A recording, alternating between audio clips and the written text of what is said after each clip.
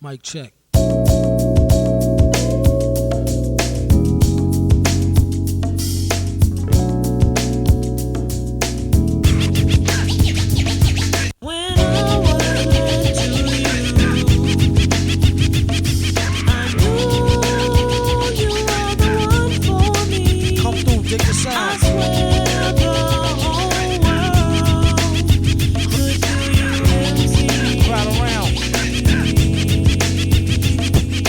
I used to cop a lot, but never cop no drop. Hold mics like ponytails tight and bobble ops. Stop and stick around, come through and dig the sound of the fly brown 6060 psycho who throws a dick around. Bound to go get plat, came to destroy rap. It's an intricate plot of a b-boy strap. Fem stack cats get kidnapped.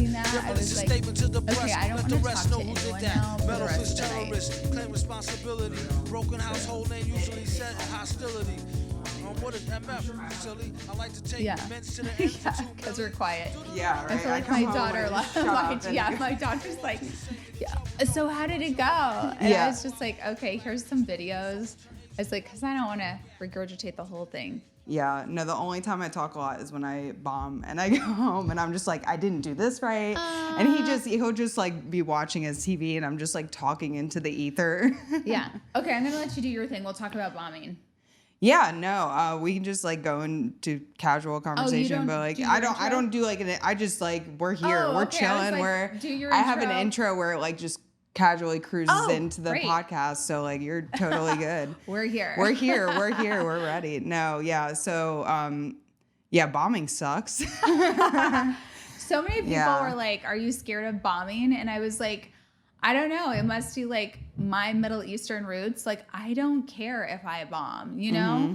Like, I feel like, you know, some people, when they fail, they, you know, fall forward. And some people, when they fail, they just, you know, get recluse and hide. And I just believe in, like, going forward. Like, if I could learn from my audience, please, you know, please give me feedback. I think even for the comedy debut, it was people who, some of them knew me for 17 years. Some of them flew in from out of town. Other people knew me maybe for my OF stuff. And so like that variety of people, I still asked, how do you think that I did? And it's not that I need reassurance. I think some people do it for reassurance purposes. I also said, I will people please at my own discretion, because that's really, I'm coming from good alignment, just like, let's make fun of myself, let's have a good time, let's talk about all these crazy things. So I in general always kind of like use my audience as a guide. Like they are such the best wave of emotions that I could ever ask for, like the or yes, or like they're like ooh, like if you say something that could be, you know, that could ruffle feathers. I just love the wave of emotions, and I can't wait to do comedy like in arenas. Like that's my thing. The feeling has to be like impeccable, because I know a couple guys from Orlando that have been touring with Cam Patterson. Okay. And they've been taking photos of some clubs that are like, you know, over 300 seaters, and I'm like, because like we get that energy I was talking about earlier, that feeling you get when people are laughing on, you know, and you're on stage. It's like, imagine that, but like 100 times more in a theater, you know. So that's got to be an incredible experience. So you are doing a tour. So when I get it together. So I am not rushing that. I feel like a lot of people were like trying to book me. I've just been declining a lot of clubs because I just realized they're not doing business properly. I see some like comedians go out and it's almost like they're put in a very bad situation. Like if you starve your talent, you don't take care of your talent before they come to the comedy club, and then they look miserable or broke or like strung out. Like that is not a situation for my comedy career will ever do for myself. I honestly think that ruins my energy, that ruins my connection with my audience. So I'm not that kind of a person. I'm like the kind of person who is like, I'm showing up. I would just get paid to show up to party, speak to people, talk to people, do like club residencies. So I do look at the business of funny and laughter much differently than some of my peers who do it. Yeah. So when you do the tour, would you preferably like, okay, you're going to book these clubs or these theaters and then just do something like that and then just have like you're basically controlling the tour versus like them coming and reaching out to you to, oh, well, book this place. And then you're like, oh, I got to go here, here, and here. And yeah. So I'm kind of like this about business. The same way that I did my comedy debut, I figure out who has the budgets, who can be a great sponsor, and I make sure that I make the money that I need to step out of my house. And then I show up. Same way for a tour. I would definitely have the correct team in place, which is like a touring agent since it's a tour. And, you know, you have some of your largest companies that do that. So like my peers for some of my degree programs that I've done, they work at Live Nation. So there's all of these discussions that I take into account. I do not rush. And that's why everything I usually do is a success because the back end is going to be seamless. So me showing up on the front end can be super over the top amazing for audiences. And I think like that's how I do business in general. Yeah. No, and that's a good way to look at it. Like we were talking about earlier, because it's like I'm a parent. Straight up. No, I cannot walk out of the house without knowing anything and everything that's going to happen. And that would also be irresponsible of me to behave like that as a parent. Yeah. And you also want to utilize your time properly. You don't want to waste time doing anything unnecessary or that's not going to help you for especially for your comedy future. Because it's like, you know, like if it's something you really want to do, which clearly you do, it's like you want to, like the podcast, like I was telling you, like I put 1,000% into this with everything that I have and I can because I love this shit. Yeah. I love that you love it. Yeah. That's why I love stopping by a lot of comedians' podcasts lately. I'm like, I love that energy. I love that 1,000%. I feel like a lot of people don't give that in other forms. I mean, that's why I do like when I hear the guys like being strung out and like making it harder on themselves. But I'm like, yeah, maybe I did so many Tony Robinson's courses and like self-improvement that they just say like everything should be easy, not a struggle. So that's kind of my mindset now. I think I struggled enough when I was a teen mom, when I was 16 and on television. I think that was the biggest struggle. And traumatizing events that happened. So now I just don't believe in doing that anymore. No, that's a shit ton to go through with the underdeveloped mind. So it's like, no, straight up, dude. Straight up, because we're not smart until we're 26. You know what I'm saying? So it's like, or even 30. You don't, and like you have grown ass adults probably taking it. You know, we don't need to get into that, but it's just like, fuck. But man. now I can kind of laugh about it, right? So like some of those adults, you know, show up to the shows and I'm having a good time. I just boil it down to narcissism. And I think like I love comedy because you get executive producer rights, you get your writing credits.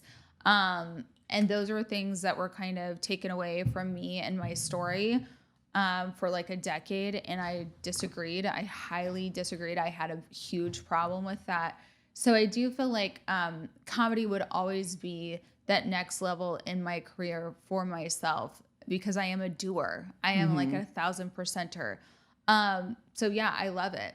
Yeah. And like you're saying, like with the bombing, like learning, you're always like learning new shit too, especially with comedy. Like it's like, I tell people like same thing. Like I don't mind when I bomb truly because it's like you do get better from it. Because if you're doing great all the fucking time, like you're not really learning much, right? But I mean, you also do want to succeed for greatness. So if you are putting in 1,000%, like something will come out of that. You know? I like a good challenge. Yeah, no, 1,000%. I like walking into a room and making the entire room fall in love with me. Yeah. And I do this every day on business meetings and calls in business, which is, I almost feel like it is much tougher than a comedy audience, to be honest with you. Like I have straight up people who hate me on my business meetings. And then, they end up raving about me and being like, we're going to work with this person. And I think like, that's what I love. I love a good challenge. Yeah. No, because that's another thing is like, especially with doing comedy, a lot of people will have preconceived notions about you, whether they know you or don't know you. They're going to judge you based off of how you looked.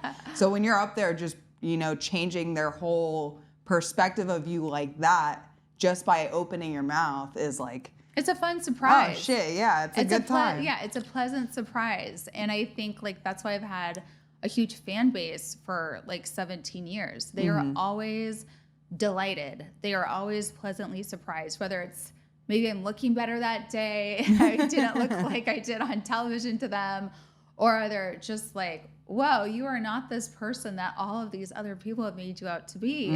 And I think that that is the fun of seeing like my supporters out there. Like I just like, even when I just randomly stopped in to the mothership for like a roast battle, no one knew I was going to be there. And so it was just a genuine reaction that may or may not happen from this crowd that I have no idea who's in there. So like when they say my name and like my fans fucking stand up and are cheering, like that, you know, it doesn't really matter to me of like the fame and stuff.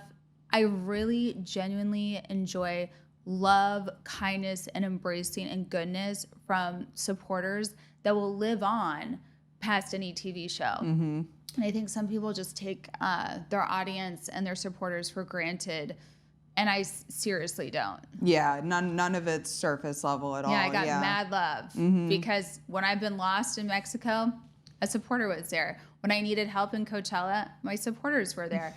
And I don't know where I'd be without them. Yeah, 1,000%. No, that's great. That's phenomenal. And I think anybody doing anything, whether you're famous or not, like people that are supporting you in general, like you should be very grateful for them. Like I wake up every day, I'm like, you know, thank you God for the people that are helping me out, because like where the fuck would I be without these people, you know? Yeah. Especially with like the small club that I'm running, like all these guys that are coming out and hosting these shows, coming out helping me set up and stuff. It's like, this place wouldn't be shit if you guys didn't show up, you know? So co-creating together makes that power. And makes it alive. It turns the lights on. And I feel like when I own my own brick and mortar stores, like that is one thing I almost kind of said to myself though was, ooh, I don't know if I ever want to own like a brick and mortar again, like from like just death threats, security, employee turnovers, employees suing me. So I feel like I learned a big lesson. I had a dream and I got that dream, but now I'm on to the next dream. So yeah, anyone who's running a comedy club, I think there's a lot that has to be changed for this business of comedy clubs. Maybe not so much on the small end. I feel like the smaller clubs just, again, are so kind, so courteous, so like understanding, right? It's just like an understanding already. But some of your mid-sized comedy clubs, I feel like, are just making the talent, which are the comedians, come like starved. And I just don't know how they're doing 2 shows and being happy and so funny. And I think like maybe that's why in the past I've actually was like, ooh, their energy was tainted. These comedians' energies were tainted. And now I know why. It's because the back end was not right. They were not being taken care of as talent. And the crowd can feel that. So yeah. So as I'm doing this whole like tour thing and building this monumentally for arenas, like I just want it to be totally taken care of. And like the comedians and everyone who I bring with me and capitalize off of that. I want it to be like so easy. I want everyone to be so taken care of and making money. And I think that is a win-win. Those are the business opportunities that I look for. So yeah, it's going to be amazing. I don't know for everyone if that's how they run their arena tours, but that is how I will be doing mine. Yeah, no, I could see where that, like, so the mid-level clubs, like, it's probably more the chain ones that you see all over. And I could see it being like, okay, so it's like a brick and mortar. It's like you have employees that work there. They just work there. Or they're comedians that want to get on stage and they work there. And then you have, you know, they're almost like cogs in the machine. They just go. It is a lot. They're just going. They're just doing the job instead of putting the 1,000% energy, and like you want to create an environment where everybody's excited. You're not just there to work. Yeah. I have to say though, from me kind of seeing the mid-level size clubs, I feel like what if me, Farrah, was working, so like I couldn't get in as a comedian, so then they said I had to work the door or work the comedy place to then work my way up some comedy ladder that really doesn't exist. So I did see that, and I have seen women and men in this position, and I don't really agree with it. Mm-hmm. So, and that's how I feel. I'm like, Jesus, like the money is not enough for that. It's like you're almost like stifling yourself to pop out and be a star. Mm-hmm. And I gotta say, like, from like, going through the roughest of times and becoming a star, that I didn't become a star from that stifled survival place. I became the star when I said I'm not going to be surviving. I will only be doing stuff to thrive. Mm-hmm. And I think that's why you're hearing me say what I'm saying for my comedy business, how I would run it. But no, I don't believe people have to go work a door to go be up on your comedy stage. Yeah. I don't believe in that. Yeah. I think that's screwed up. And there's like just some funny jokes about like getting into like sorority, or I forgot what it was called for the men. Fraternity. Yeah. What's it called? Yeah, I feel like there's like a little bit of a hazing going on. Like if you want to get into this fraternity of comedy, you got to go wait out there for hours and like not eat, not drink, and then get on stage so I can judge you. And I just am like, what kind of comedic abuse is this? Like, so I have my limits. I think other comedians who have probably been doing this for so long, they think that that's acceptable. I think I live in a world of, because my entertainment business degree and my digital marketing stuff that I'm doing now in my master's, I live more in a world of like, okay, we're going to have some consent. You're going to have all your needs taken care of. Like, we're going to be in a great work environment. Mm-hmm. And like, that's what I believe in for comedy. Yeah. So that's what I'm about. So like, I was a judge for like a roast battle, and even the people who they've actually been doing comedy longer than I have. Mm-hmm. And then I'm roasting them. Like, mm-hmm. I'm the roast judge. But they had fun roasting me. Sorry. I should say that. They did a damn good job. Yeah. So much so that I wanted to go be on their podcast. And even though their podcast was just like starting and like whatever, I truly see talent. And I'm just like, if I could go give an hour of my time to someone and just have them see that greatness is made from thriving and not surviving, then they will go take a hold of their identity in comedy and like go do greater things. Whether they want to tour, however they want to tour. Yeah. Whether they want to like write and be a comedy writer, whatever they want to be. Mm-hmm. But there is just a aura change. There is an alignment change internally in your setting that attracts better things. And that's why 2 days after I announced my comedy debut, I was invited on over to be a judge for a roast. And then I have all of these other great happenings, but I'm very choosy. I've been saying no a lot. And then if there's something that I enjoy locally, I literally just go right downstairs and I can go to one of the best comedy clubs and I go enjoy that. But when it comes to like traveling and spending money and costs and like auditing and making a profit, those are things I take very serious, and I will never be lighthearted about that. Yeah. It's a business. 1,000%. Yeah. Yeah. And that's how, like, when I talk to my husband about comedy, because thankfully he's like super a most amazing, super supportive guy with what I'm doing and everything. God and bless you. I hope I find one like yeah, that. I got lucky.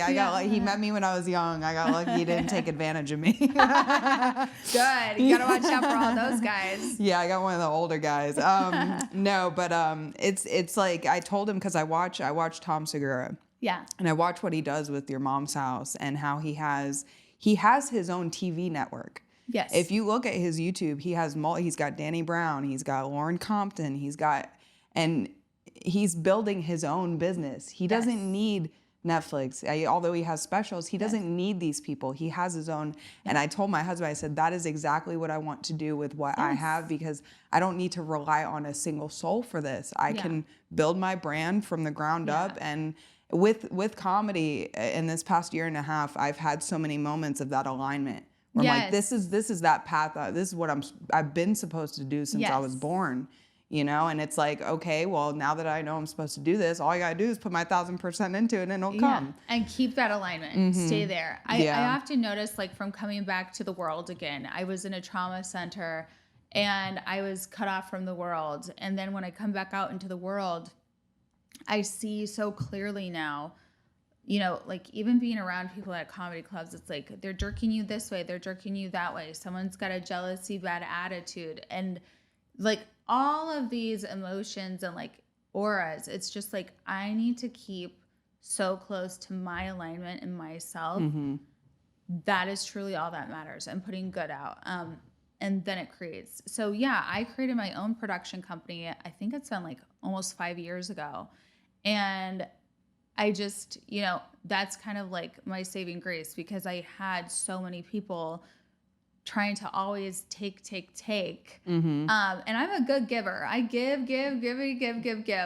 But I also am just like, you can only go so far with me until like I'm going to have a problem, because I always make sure other people are successful. And then, you know, a lot of people don't do the same back. And I think that's why I am very cautious now, very much taking my time when it comes to management, touring people, because I don't want to be stuck with the wrong people. And I've toured before. I've done a lot of these things before, and truly I did have the wrong people around me. And I'm like, me back out in this world again, I just want to do it like next level, greatness, good talent, everyone's taken care of. So yeah, I often find everyone's like, oh, I'm afraid, I have anxiety.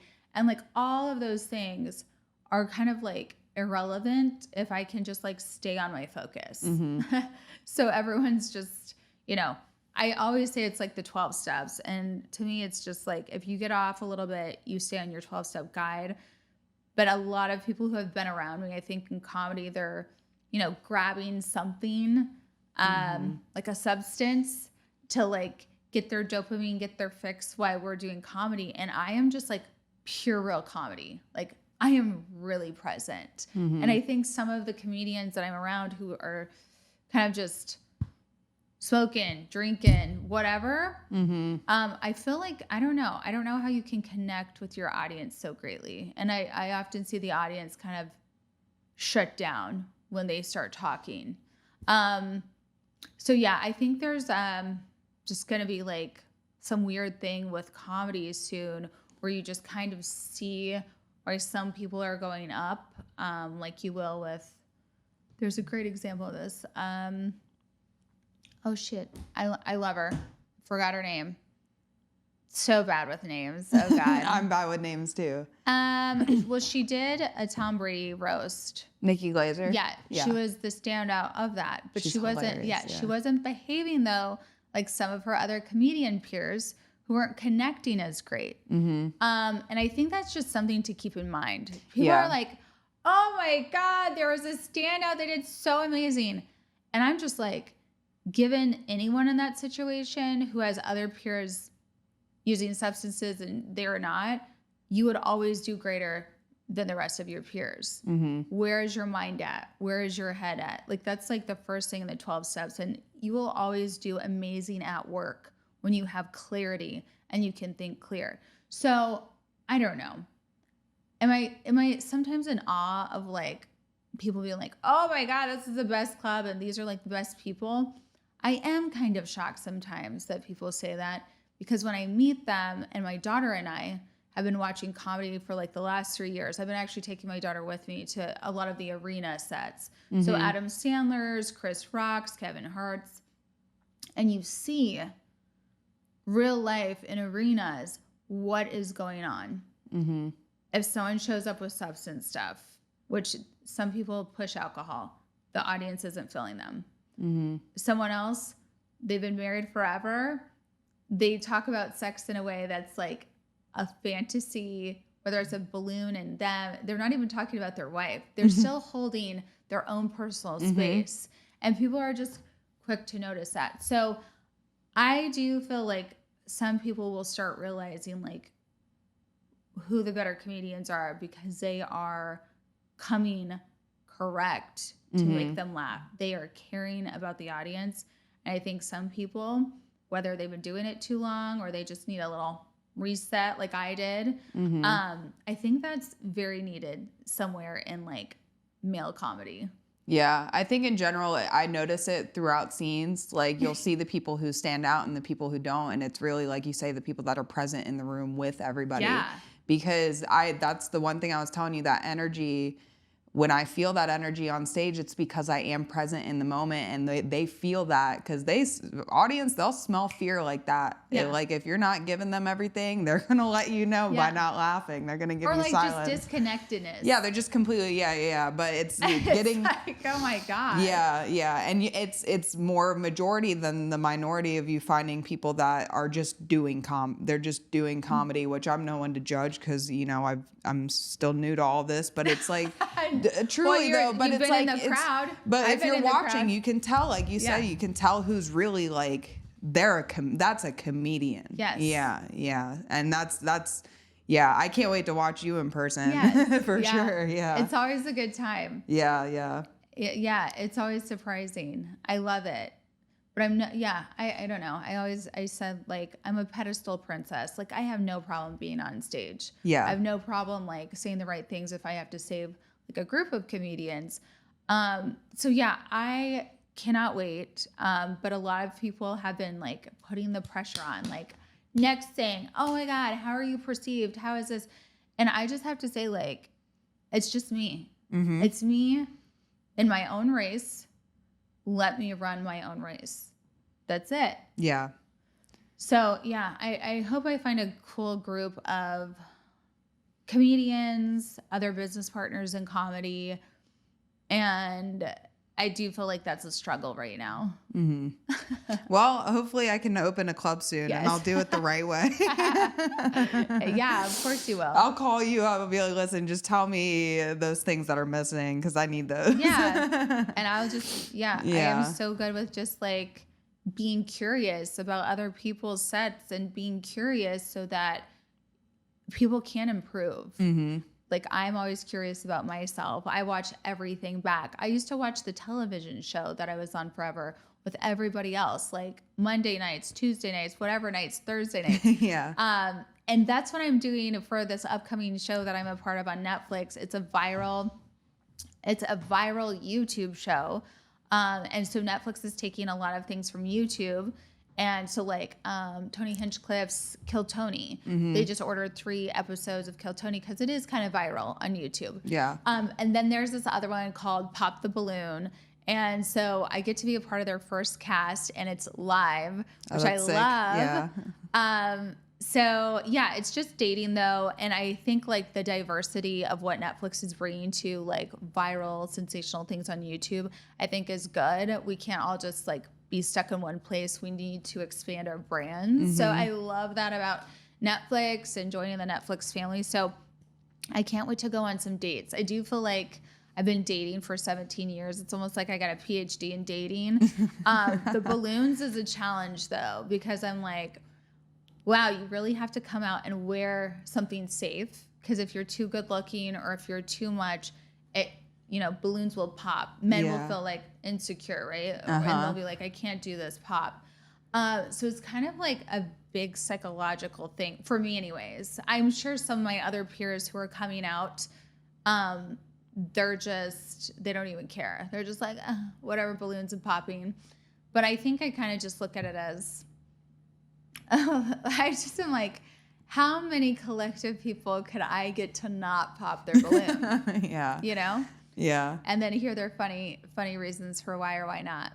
Yeah, and you don't know who the guys are going to be. You find out as soon as you get there. Yeah, it's just surprise. That's crazy. Because I've seen some of the clips on Instagram Reels, and I'm like, no, that's just because people are rude. They just pop. Well, you're ugly. I'm like, damn. So my girlfriend who does my nails, she actually had it on while she was doing nails, and I said, I might take this offer, but I don't know. I haven't ever watched the show.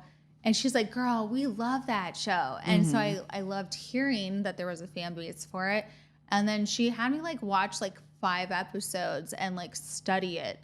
And I think, I don't know, psychology and me are just best friends. And I, again, have like an OF page with like thousands, millions of people and men every year. And so I just find it fun. I find it to like see how like collectively, like how many balloons can we have up? Can we keep people's curiosity rather than seeing people shut down and open themselves to dating? And I think like that's why I love Pop the Balloon. So many people are so shut down. They find any reason to stop themselves from going on a date. And I did this dating program, and I just, you know, even if someone's not my type or probably like a no, I still will go out. I still will become friends. I've done business with some of them, some of my dates. And even though we didn't end up dating, there's always something to be had. There's either practice being in my feminine, let them be in their masculine, or there's like something else. And, you know, whether that's like a great date, activity, an event, even one of my dates that I did not end up dating, who is a friend now, is actually flying out here. And we're going to an amazing event at Mar-a-Lago tomorrow. Oh, yeah. There you go. Yeah. You never know. You never know. Yeah. And I think, yeah. And everything happens the way it does for a reason, yes. right? But I do see like when I'm on dates and a group of girls will come up to me and they'll talk to me and they're like, ew, why are you on a date with this person? Ew, this, ew, that. And I was like, and usually they're like just newly divorced women who do this. And I say, you know, it's all about practice, keeping yourself open and not shutting down. And I go, I've been dating for so long that I don't believe in like shutting down. I believe in opening everyone up. Let's see where we can go with this. And whether it's like me introducing them to like a date or a friend, like you just never know. Yeah, you never know.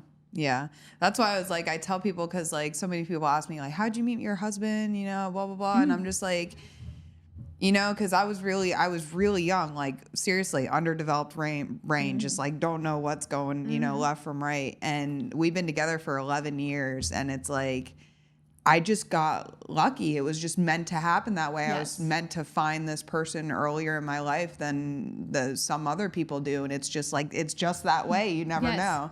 And like, who knows? Maybe we'll get divorced in 40 years. Maybe I'll kill him. But yeah, who knows? No, you never know. But yeah, everything. Yeah, no, I totally believe that. Yeah. Yeah. So do you have let me check time. Yeah. We still got like 30 minutes. Did you have any like comedy influences when you were younger? Did you watch anybody that stood out to you? I love talking about comedy influences. Yeah. And I'm sure there's some of them are the same for everyone. But I did love, it was the Nanny movie. He passed away. Can I get something out of my eye? Really quick? No, sorry, you're totally I got good. Something poking. So who again? All right, so Mrs. Doubtfire. Okay, yeah, Robin Williams. Yeah. So Robin Williams was an influence. Ace Ventura, Pet Detective, Jim Carrey. Oh, Jim Carrey's my idol. All the way. Yeah, you know, all the way. Brings out the crazy, talking out of his butt, which I love that backdoorness. I don't know. There's like, I don't know if Sandra Bullock's funny, but I had like some enamoredness with her. When I try to think of like women, there was something called like Mad TV growing up I would watch. There was some female, like I don't even know their names, but they were hilarious women. Mm-hmm. They would act like crazy moms. They would do like just weird skits, weather ladies.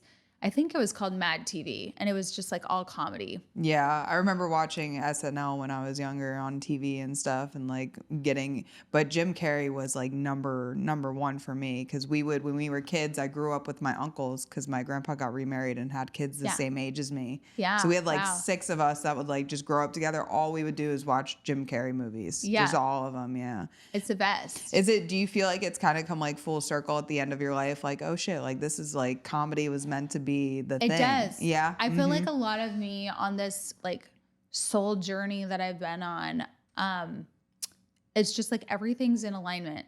I don't have to try. I know that it's ready. We're here. We're ready to go. And yeah, I can't believe it. I kept running into comedians, by the way, like your biggest comedians. Like my daughter, we ran into Adam Sandler, and she like was at the Nickelodeon Awards and like took slime off of him. And I was like, oh my God. And then my daughter and I, we were on a plane flight back from Singapore. And I think his name is Ken Wan from Crazy Rich Asians, who's like on some talent show now. He literally heard me stand up because the stewardess was being crazy with me. And he like was like, I have to shake your hand.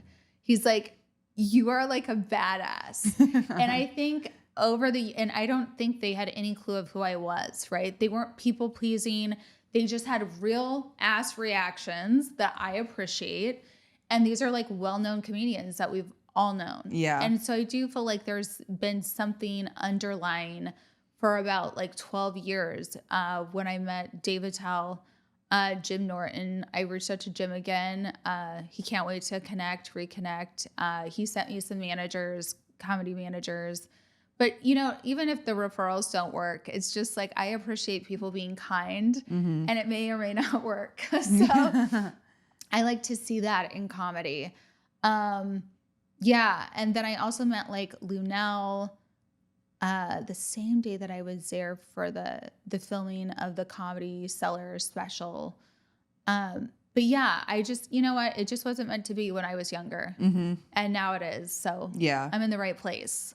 Yeah, because I go through the same thing, like I was saying, through the past like year and a half. I've had these incidents, or not even just the year and a half, throughout my life, where I'm like, oh shit, like I literally crossed paths with that person, and like now I'm doing business with them like 10 years later. Or like my husband, he grew up down the street from my mom, and his dad lived right down the street. Yeah, never met, didn't even, well, as far as I know, right? Yeah. It's like weird. And then like, especially with comedy, it's like weird shit happens where I'm like, oh, like this is like, okay, all right. It's just meant to be. It's just meant to be, yeah. Like you can't plan it. You can't write it. It's like, okay, thank you, sugar daddy upstairs. Like it's just like, thank you for this amazing surprise tonight. Yeah. Like I got something on my bucket list, but you just made it happen quicker than I could have even tried to make it happen. Yeah, no, totally true. Because like I was just saying on my podcast, not even 3 weeks ago, I was like, my next goal is I want to open for somebody at a real comedy club. I want to open up at I would have loved to have you open for me, by the way. Oh, thanks. I would have loved to. Yeah, no, but it just happened like this week. I'm doing 2 comedy clubs this week, a new one next month, and I'm just like, it's like, I'm like, all right, thank you. I'm like, I didn't even have to like really work hard for it. I've just been doing what I've been doing and putting 1,000% into it. So it's like, it works out. It just works out. So like you said, if it's easy, just it goes. It goes. Yeah. No, but comedy is great. It's really fulfilling. It's like the best thing I've ever done. I can't imagine my life without comedy. Yeah. What do people say? I would say like people say to me, like some of my reality TV stars that I've been just connecting with, they were so impressioned. They really loved seeing me in comedy. And they were like, wow, like if you can do it, I can do it. And I feel like some of us feel like we can't talk about things or can't have a voice. And I really feel like I will never stop talking and have a voice. So I don't know. I feel like people have been like so happy to see like, oh, if she can do it, I can do it. And I think like that has been empowering in some way of just being like, okay, I'm doing comedy. You guys can do it too. Like everybody's got a story. I used to say the same thing about writing a book that turned into a New York Times bestselling book of mine. I was like, I highly recommend that everyone write a book about their life, even if it's a journal. Because mine started off just a journal. And I was like, the more I read it, I was like, this could help change people's lives. And so I did a deal. And I think like the same for comedy. Even though we're standing up, we're kind of putting on a show. We're on a stage. It's not a book that like I'm used to. It is something that I take a responsibility of every time I step out on a stage. How can I make someone successful from hearing me, whether they turn into millionaires after I'm on stage, whether they just have like the best day of their life. I truly want my comedy to impression like just good, thriving, sky's the limit vibes when I'm out there. And some of my other comedian friends, shit, if I listened to them enough, I would just be broke and crawl in a hole. Yeah, no, for real. So that's kind of like my taste. And I don't think anyone can get tired of that taste in comedy. No, I agree with you. Yeah, because it's the same thing like in small scene. It's like a boys club. Yeah. Right? Like some people can't get in and literally like since I'm so glad I run this venue that I have because I encourage so many, I'm like, please come do comedy. Yeah. Like you're not hurting me. If anything, you're helping this place. Yeah. It's like, and like to have the I guess the end of the day goal to ultimately help people, like you're not hurting anything or anybody. You're helping yourself. You're helping other people. Yeah. It's like the best thing you can do. Yeah. So, I mean, I like quality conversations. Yeah. I really don't. I love like when you're saying like, oh, because I've been doing comedy, I don't just talk, right? And I think I have been not talky to so many people for basically like my whole existence. If I don't have anything to say, I like literally just won't say anything. Like, same. A lot of people who like even live in my building though, they just talk. And I am like, they look at me like, what's going on? But it's just, I don't know. I feel like that is super important. If you are a person who limits your talking and makes quality conversations, you will be an amazing comedian. Yeah, thanks. I hope so. Yeah. I do not talk about the weather. I'll tell you. Shooting the shit. Like, yeah. Imagine somebody going on stage and being like, well, it's hot outside today. I can't imagine. How do you guys feel? We got 76 out. We got some precipitation. Yeah, that was my family growing up. And I was like, I'm never going to do that. Yeah. To my child, because we're going to talk about real things. Yeah. Because my mom, when we were younger, she would love my mom, but she would leave the door open for the neighborhood to just come in, watch TV, talk, eat, drink, have a drink. I'm like, get the fuck out of here. I want to play video games in my room and lock my door, right? Yeah. We're very much like that. I like having my own space. And so when I do want to share my space, like it's a big choice. Like I'm going to go out and be with people and do comedy. It was a choice. And I'm committed to that choice because I don't share my space often. Same. Yeah. Because when I first decided to do comedy, I was like, wait, is this really something I want to do? Because I'm really not like... Same thing. I'm sociable when I really have something to say or I want to talk about something important because like I said, I'm not just out here, chatting about dumb shit all day. Like I don't need to do that, but it's like, I stay home in my house and I was like, do I really want to do comedy? Cause I'm not very sociable, but I realized that, oh wait, I can say whatever the fuck I want when I'm up there. And somebody might heckle me here and there, not like something I say, but like, but that's the thing is like I can put whatever energy I want to into and say whatever I want to and hopefully make people happy. Yeah. I was trying to think. So I do feel like some guys like to just shoot the shit all day long. Guy comedians. Yeah. I'm just being honest. Yeah. Like, no, it's like true. they bring their Reddit conversations, like, because I don't do Reddit, but they bring Reddit conversations to their comedy. And it's like, okay, if we are scrolling and just being trolls and time waste online, I just don't know why we need to do that in comedy. Yeah. And a lot of the guys just, I don't know if that's a skill really in comedy, but I feel like I was raised around so many guys who just talk and about things that don't matter. Yeah. Not to say every conversation needs to matter, but I don't like to just chill. And I think even when I was around a bunch of comedians in a group setting, I was there to like do what I needed to do and like leave. Mm-hmm. They like draw it out. They make it so much longer. So that's why I just was like short. Yeah. I started getting shorter and shorter and shorter because I'm like, guys, I have a life outside of comedy. Mm-hmm. I have like, I don't know how much you're getting paid to be here unless you're taking payments and drinks. Yeah, I'm pretty sure you're spending your paycheck on the drinks. So I think, and a lot of the guy comedians are like, yeah, I like to go shoot this shit and like get drunk. Yeah. And like, that's a thing for some male comedians. And I appreciate the honesty. Don't change if you want to do that. I just don't know how like much longevity that is in comedy.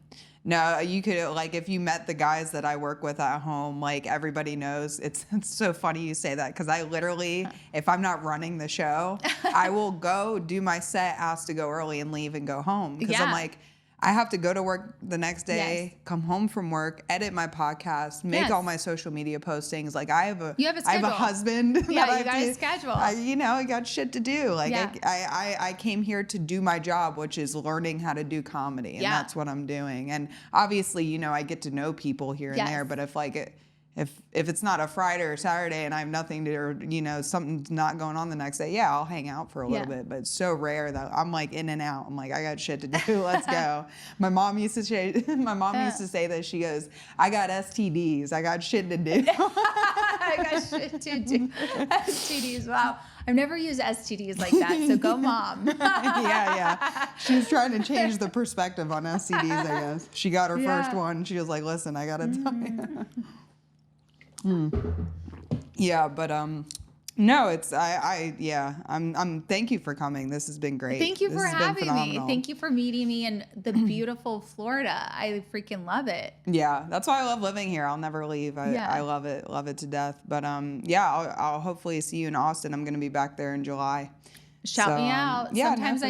Sometimes I miss friends who come in. And then sometimes I'm around. So just give me a shout. Yeah. Schedules be scheduling is what I say. Yeah, for sure. You're the best. Thank you so much. And I hope all the success to your comedy tour. And you know what the fuck you're doing. So I love it. I love it. And I can't wait to see you or have you open or do whatever. Like it's really great to see other women who are not insecure. Yeah, I appreciate that. And I appreciate much respect to you because I told my husband, because he's the only one I told that. I was like, I'm, talking to Farrah, and I'm just like, I respect her so much because she's a successful businesswoman. Yeah. And I'm like, you can't learn, like, you can learn so much from somebody that has been successful in business, period, no matter what they've done. So I respect you a million times over for whatever you've done. I don't know you very well. That's why I didn't look into you very much because I'm like, I want to get to know her for who she is. Fuck what the internet has to say, Yes. So no, this has been great. Thanks again for coming. It was so nice meeting you. Yeah. Wonderful to meet you. Yeah. Okay. Yeah, we're pretty much just casually ended there. I like how you're so good with editing because you're like, it can just flow. Yeah, I try to make it super easy. Hey, we're just here. And she keep working that back and I'm about to throw the shit like that. Back and forward, if she teasing what she got me